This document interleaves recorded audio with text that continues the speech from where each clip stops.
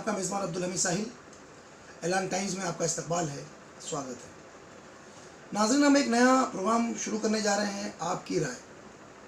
इस प्रोग्राम में हम सुलगते मसाइल पर, वो चाहे सियासी मसाइल हों, चाहे समाजी मसाइल हों, चाहे तालीमी या अदबी मसाइल हों, उन सुलगते इश्यूज़ पर, इन टॉपिक्स पर किसी अहम शख्सियत से गुफ्तगू करेंगे, उनकी राय लेंगे।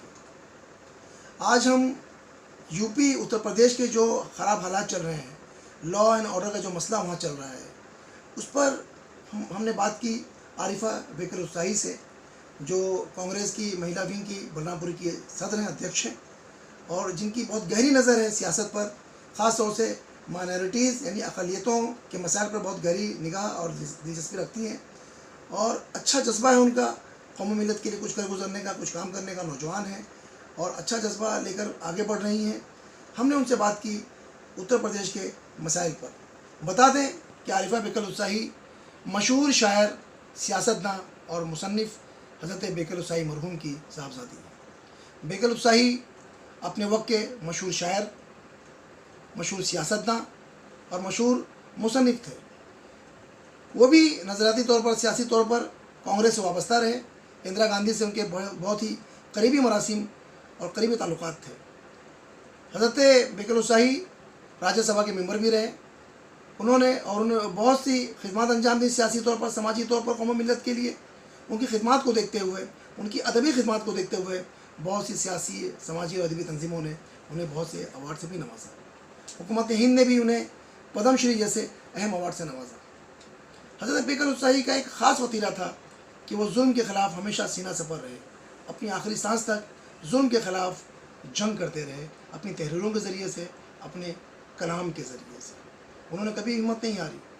उनका ये ख़ास मकसद था कि हिंदुस्तान की मिट्टी, जो गंगा जमनी तहज़ीब के लिए जानी जाती है, यहाँ के हिंदू मुसलमानों के इत्तेहाद और भाईचारे के तौर पर जानी जाती है, ये सलामत रहे। यही जज्बा उनकी साहबजादी आरिफा बेकर उत्साही में भी आया है। क्यों ना हो, जब उनके वालिद इस तरह से हुब्बुल वतनी के जज्बे सरशार थे, तो जाहिर सी बात है वालिदैन का हिस्सा बच्चों में आता है। तो आरिफा बेकर उत्साही भी इसी जज्बे के तहत आगे बढ़ रही हैं, हिंदू मुस्लिम एकता और इत्तेहाद के लिए कोशिश रहती हैं, जद्दोजहद करती हैं। हमने उनसे बात की आपकी राय प्रोग्राम के लिए। जो इस वक्त यूपी के हालात हैं, लॉ एंड ऑर्डर का जो ख़राब मसला चल रहा है, गुंडा राज वहाँ चल रहा है, उस पर उनका बेलाग तबसरा, जो उन्होंने बेलाग राय रखी है, हम आपके लिए मिन ऑन पेश कर रहे हैं। हम उम्मीद करते हैं कि इस प्रोग्राम के बारे में आप अपनी कमेंट्स, अपनी राय हमें ज़रूर देंगे। हमारा चैनल सब्सक्राइब कीजिए और इस तरह के प्रोग्राम्स के लिए, वीडियोज़ के लिए देखते रहिए हमारा चैनल ऐलान टाइम्स।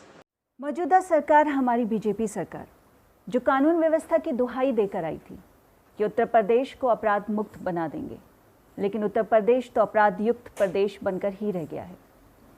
इस वक्त यूपी में बढ़ते अपराधों से आमजन के मन में एक खौफ का माहौल है। वो इसलिए क्योंकि राजनीतिक संरक्षण की वजह से अपराधियों पर कोई कार्रवाई नहीं हो रही है और वो जगन से जगन अपराध को अंजाम देते चले जा रहे हैं। आए दिन उत्तर प्रदेश में कहीं ना कहीं हम गुंडाराज होते देख रहे हैं। कानपुर पुलिस ऑफिसर्स हत्याकांड एक बहुत बड़ा उदाहरण आपके सामने है।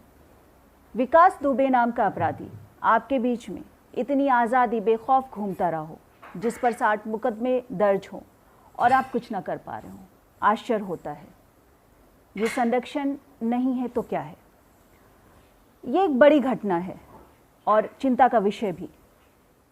और ये पहली बार नहीं है। इससे पहले शेल्टर होम में कानपुर के सरकारी बाल संरक्षण गृह में 57 बच्चियों का कोरोना पॉजिटिव पाया जाना, 2 बच्चियों का गर्भवती होना और शायद 2 बच्चियों का HIV पॉजिटिव होना।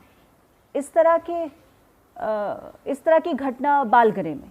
इस तरह से मुजफ्फरपुर बिहार की बाल गृह का भी किस्सा पूरे देश के सामने है। देवरिया से भी ऐसा मामला सामने आ चुका है। लेकिन होता क्या है? जांचों के नाम पर सब कुछ दबा दिया जाता है। एक्चुअली सरकारी बाल संरक्षण गृहों में बहुत ही अमानवीय घटनाएं घट रही हैं, जिसको पूरी तरीके से नज़रअंदाज कर दिया जाता है। हम सभी उत्तर प्रदेश सरकार से ये जानना चाहते हैं कि वो खामोश क्यों है, चुप क्यों है। हत्या, बलात्कार, मासूमों से दरिंदगी, ये सब, इन सभी चीज़ों का एक गढ़ बनता जा रहा है ये प्रदेश। लेकिन प्रदेश में लगातार बढ़ते हत्या, लूट और बलात्कार, इन सभी मामलों में चुप है यूपी सरकार। राष्ट्रीय अपराध रिकॉर्ड ब्यूरो उनके आंकड़ों के अनुसार महिलाओं के खिलाफ अपराध में राजधानी लखनऊ सबसे आगे है। हर घंटे 7 महिलाएं हिंसा का शिकार होती हैं। महिलाओं के प्रति बढ़ते इस हिंसा पे फिर भी चुप है हमारी यूपी सरकार। बाल अपराधों के मामले ले लीजिए, उसमें भी देश में बढ़ोतरी हुई है। इस मामले में भी उत्तर प्रदेश सबसे ऊपर है। बच्चों के विरुद्ध हर दिन 55 घटनाएं होती हैं। सोचने वाली बात है। उत्तर प्रदेश में 13 हत्याएं हर दिन होती हैं। प्रदेश में बढ़ती हुई जो अराजकता है, इस पे यूपी सरकार कुछ भी नहीं कर रही है। एक तरीके से कोई लेना देना नहीं है, कोई रोकथाम नहीं है उनका। दलितों पे अत्याचार लगातार बढ़ते जा रहे हैं। लगभग 33 घटनाएं हर दिन होती हैं। पूरे लॉकडाउन में लखनऊ, कानपुर, प्रयागराज, बुलंदशहर, इन सभी शहरों में आपराधिक घटनाएं काफ़ी सारी हैं। शहरों में लगातार बढ़ रहे हैं अपराध, जिस पर कोई लगाम नहीं है।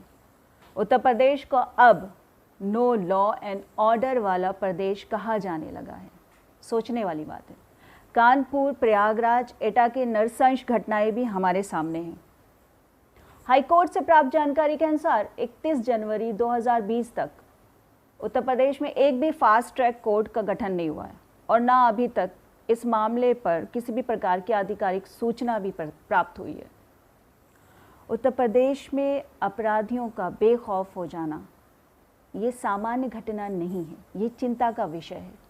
जिस तरह से अपराधियों के हौसले बुलंद होते दिख रहे हैं, इससे कानून व्यवस्था पर सवालिया निशान बनते हैं। जनता की रक्षा करने वाले पुलिसकर्मी इस वर्तमान प्रदेश सरकार में स्वयं असुरक्षित हो चुकी है, तो फिर जनता की सुरक्षा की जिम्मेदारी कौन लेगा? ये एक बहुत बड़ा प्रश्न है और चिंता का विषय। हम सभी को इसके खिलाफ आवाज़ उठानी चाहिए, पूछना चाहिए कि व्यवस्था में कब सुधार होगा। हम कब तक इंतज़ार करते रहें? धन्यवाद, शुक्रिया।